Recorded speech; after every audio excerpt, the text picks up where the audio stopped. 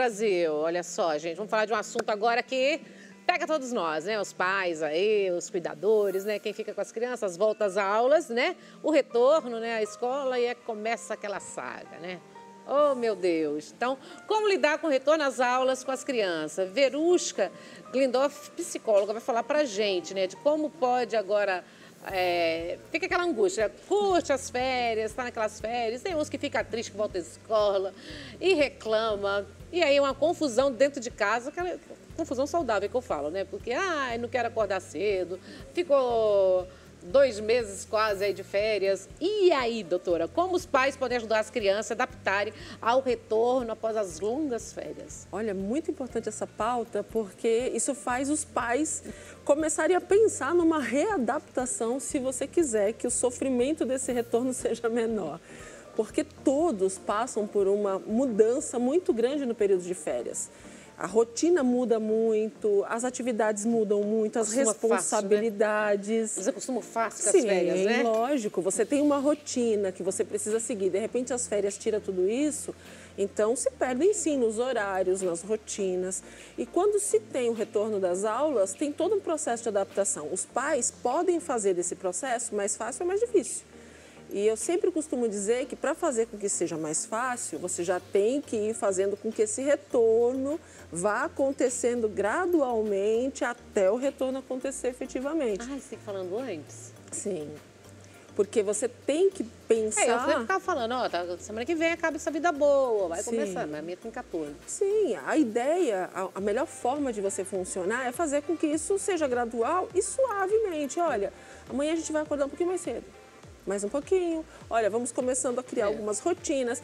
E uma coisa que ajuda muito é você não utilizar a fala negativa, porque também tem isso, né? Já vai voltar às aulas, você vai começar não sei o quê. Você começa a criar uma pressão psicológica, um peso. E aí, no dia do retorno, a criança adoece. Tem febre e muitas vezes emocional. Então, a importância da gente ir trabalhando isso com calma. O que gerem essas... Ansiedade, né? A ansiedade do retorno, a dificuldade de trocar uma rotina muito boa por uma de responsabilidades, a questão dos novos amigos. E, claro, dependendo da rotina de cada criança, tem crianças que sofrem bullying, então vem todo um processo traumático. Tem crianças que têm dificuldades. Nesse caso, a criança que no ano passado, né? No ano passado, de repente, sofreu algum tipo de bullying. Sim. Como preparar, fortalecer essa criança durante as férias para um novo... enfrentar um novo período. A gente costuma sempre orientar que essa criança seja preparada emocionalmente, para ela entender a força emocional que ela tem, o poder de negociação que ela tem, de conversa, de sociabilização. E quando isso acontece, essa criança ela consegue reverter esses quadros. Agora, quando você vem de um processo traumático muito forte, se não for feito um trabalho emocional, é um prejuízo cognitivo para essa criança. Essa criança não vai ter rendimento escolar adequado por conta do processo traumático. Essa criança vai sofrer mais discriminação por conta de ficar mais isolada e mais calada. Então, olha a importância, né, desses pais participarem. Eu tenho sentido muita falta ultimamente dos pais nas reuniões escolares.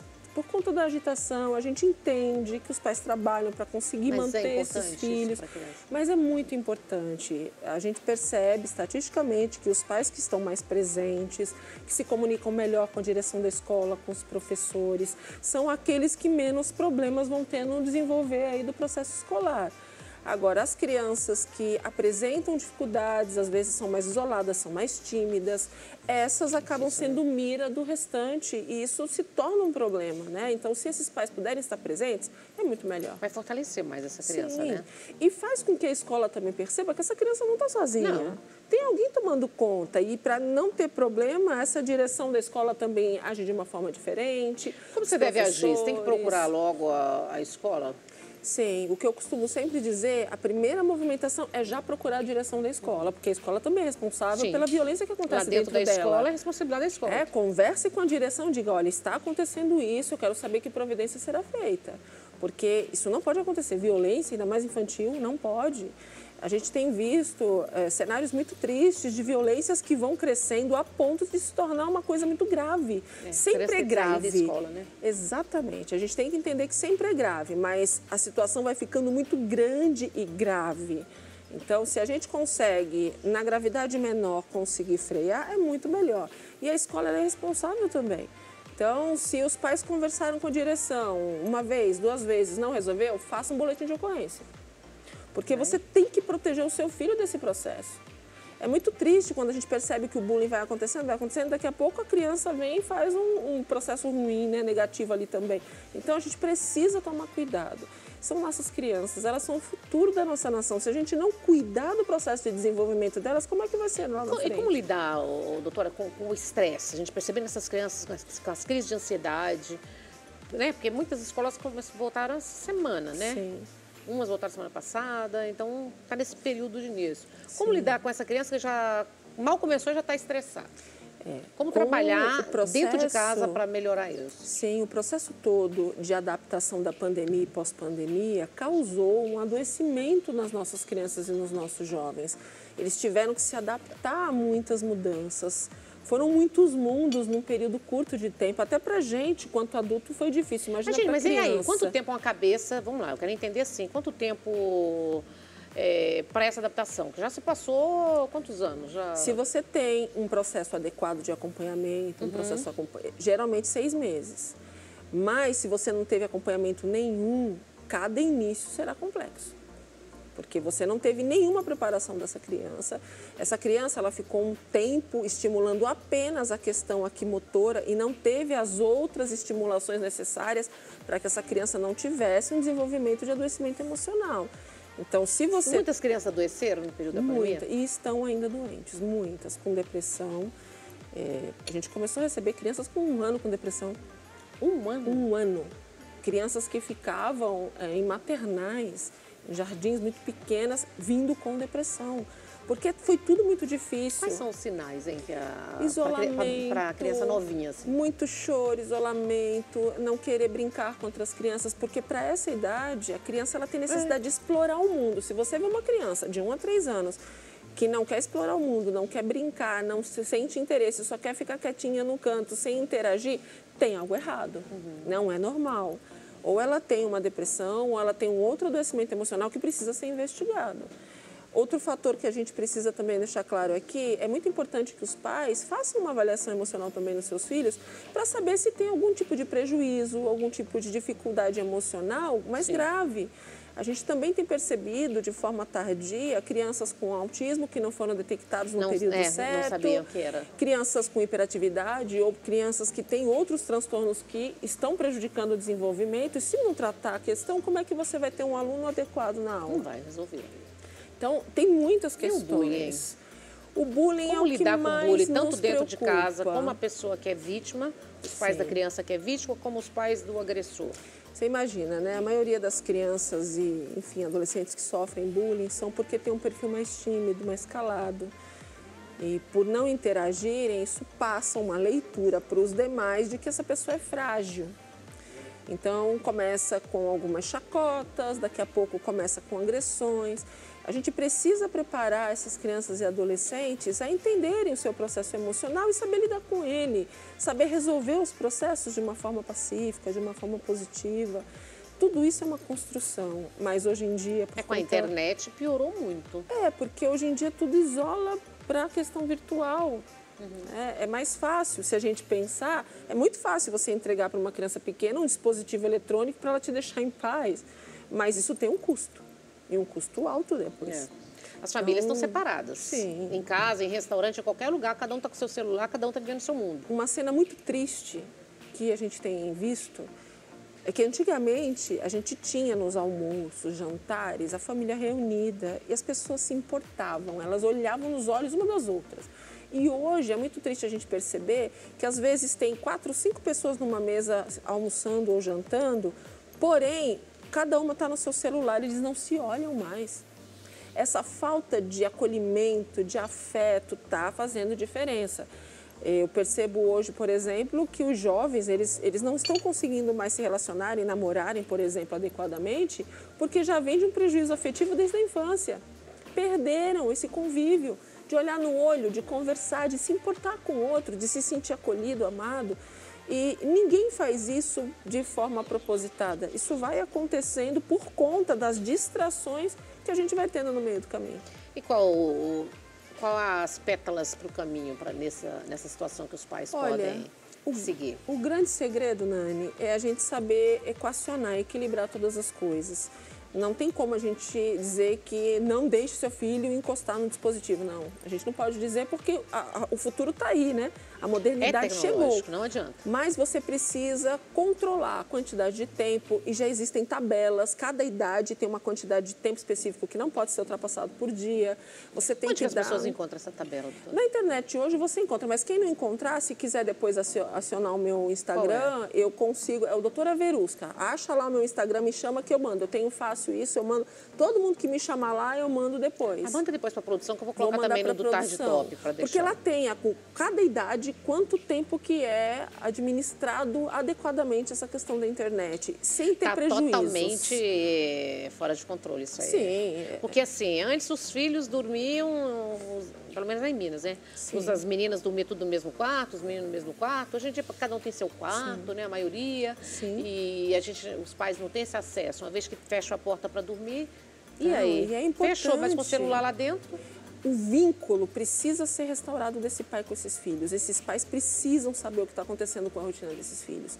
Esses filhos precisam se sentir seguros com os seus pais, que eles podem contar com eles, que eles sabem que eles estão ali, que eles estão trabalhando, correndo, mas se eles conversarem, eles vão serem ouvidos, serão bem atentos aos movimentos. Então, tudo isso tem que ser construído. Hoje está faltando afeto. Não por mal, mas as pessoas estão se distraindo. E isso tem um preço no futuro. Então, se você ama seu filho, se você convive com crianças, olhe nos olhos, diga o quanto ele é importante. Se ele não estiver bem, diga, eu sei que você não está bem, mas vai passar. Encoraja para que ele se fortaleça e saia desse momento. É criar filhos mais seguros. Mais resistentes, seguros. Isso faz a diferença no futuro. E os professores? Como que os professores podem ajudar essas crianças a se sentirem acolhidas na classe, na sala de aula? Porque eles são muito preguiçosos também das férias, que a gente já sabe que vem. Aí, quando chega na escola, o que pode fazer com que pareça que é interessante? Porque a gente era uma festa quando voltava para a escola. Sim. Nossa geração era uma festa, voltava. Final de ano, quando todo mundo escrevia nas camisetas, era o nome de todo mundo. Aquilo era um orgulho para a gente guardar. É muito gostoso esse Hoje momento a gente nem querem ir no último dia. Sim. A gente tem encontrado um volume grande de professores doentes, com depressão, com ansiedade. Os professores? Os professores. Porque também as crianças estão muito sem respeito. Sim.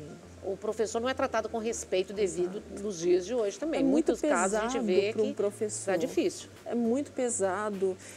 As crianças não têm esse olhar mais de autoridade que tem que ter. O professor, ele é a autoridade de sala de aula.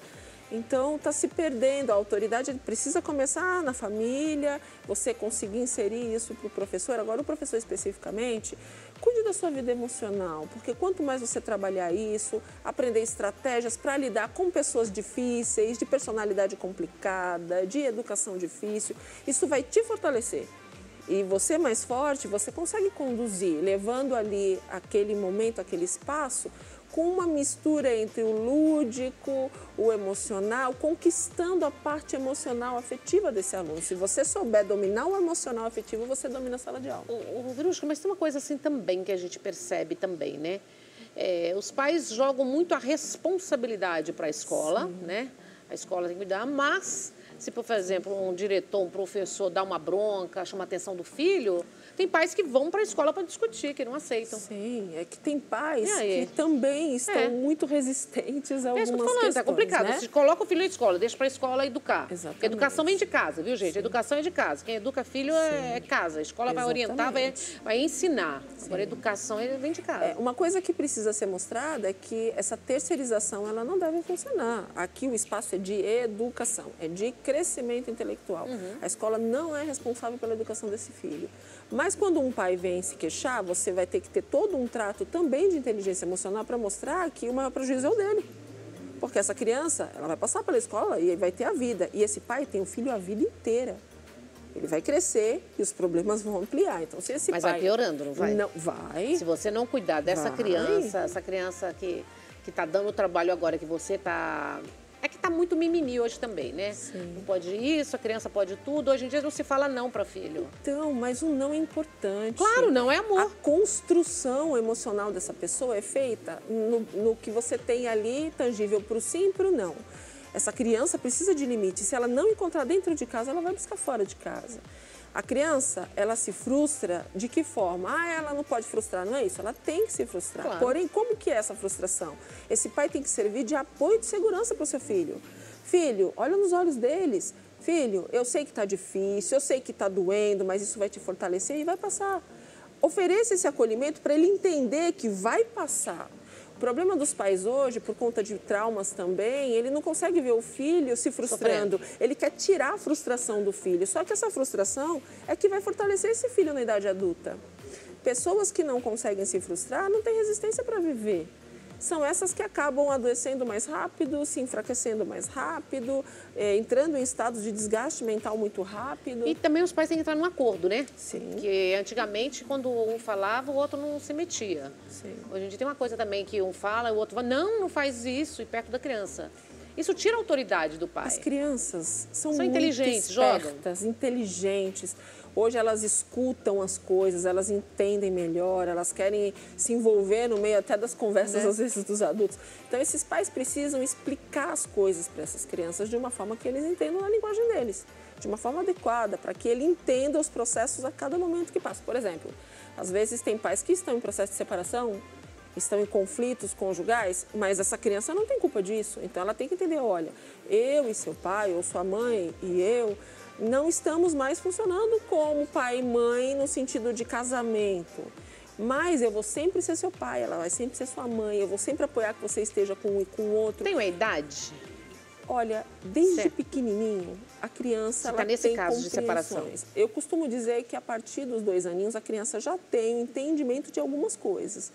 Então, claro que a linguagem, quanto mais jovem, quanto menorzinha, a linguagem precisa ser melhor trabalhada. Mas essa criança precisa entender que ela vai ter um cantinho com a mamãe, um cantinho com o papai, que vai ter brinquedos dos 2 lados e que a mamãe e o papai vai continuar amando, mas não vai continuar morando na mesma casa. Então, a forma de dizer para essa criança que é o grande segredo.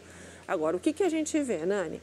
Às vezes a mãe com raiva do pai, o pai com raiva da mãe, o seu pai, a sua mãe. E aí a criança, ela ama os dois. E ela fica pressionada, porque para agradar um, às vezes ela tem que fingir que não gosta do outro. Imagina o desgaste mental dessa criança. Não tem como você ter uma qualidade de saúde mental se você tiver uma guerra desse tipo e desse tamanho dentro de casa. Então, se você ama seus filhos, está passando por um processo de divórcio... É você que está passando, né? Não adianta você mirar no seu ex, porque você vai acertar no seu filho, entende? Então, para evitar que esse filho adoeça, você precisa ter uma outra visão cordial ali do processo. Por mais que você esteja insatisfeito com o seu ex ou ex, enfim. No caso da gente volta às aulas aí, quando os pais são separados? Que a criança fica na casa de um, do outro, e aí fica aquela... Até entrar no eixo também é complicado. Sim, as rotinas... Tem que ter esse diálogo também, os pais, né? Tem que ter e tem rotinas para definir, né? É claro que o ideal seria que uma época um levasse na escola e outro buscasse, que tivesse uma divisão dessas atividades para que essa criança convivesse com os dois. O que funciona muito, Nani, é que um leva e o outro busca. Às vezes isso funciona muito. Ou então, num período, um leva e busca, ou outro período, o outro leva e busca, para que a criança tenha aquele momento com os dois. O ex, ele precisa entender que não faz parte da dinâmica do relacionamento, mas ele faz parte da dinâmica do relacionamento do filho. Da vida, né? E para toda a vida. Então, não vamos misturar, né? Não dá para misturar as coisas. Tem ex-pai nem ex-mãe, gente. Exatamente. É então, o mais importante é esse filho se desenvolver. Maravilhosa, adorei você. Redes sociais, como nós encontramos você? Olha, é muito fácil. Esta? Isso, Doutora Verusca. Aí você encontra vários vídeos, eu explico várias coisas. E quem quiser a tabelinha com as idades, me pede lá no direct que eu mando. Vai ser um prazer poder ajudar e vou mandar para sua produção também. Obrigada, viu? Volta mais vezes. É um prazer. Uma honra minha. Gente, o programa chegou ao fim. Obrigada pelo carinho, obrigada pela companhia. Um beijo no coração. 3 vezes para vocês o que vocês desejam pra gente. Tchau, até amanhã.